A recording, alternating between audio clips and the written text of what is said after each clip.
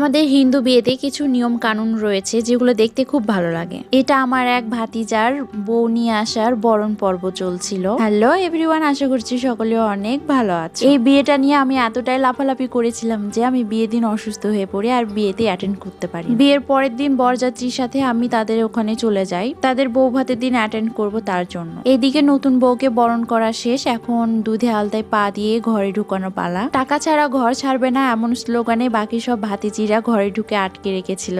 ওদের একটাই দাবি, ওরা টাকা ছাড়া গেট খুলবে। শেষমেশ ওদের কিছু টাকা দিয়ে ওদেরকে খুশি করে আর তারপর নতুন বউ দুধে আলতা পা দিয়ে ঘরে প্রবেশ করে। গৃহপ্রবেশের একটু পর কড়ি খেলা শুরু হয়। এসব দেখতে কিন্তু বেশ মজা লাগতেছিল, আর সাথে তো অনেক অনেক ফাজলামি চলছেই।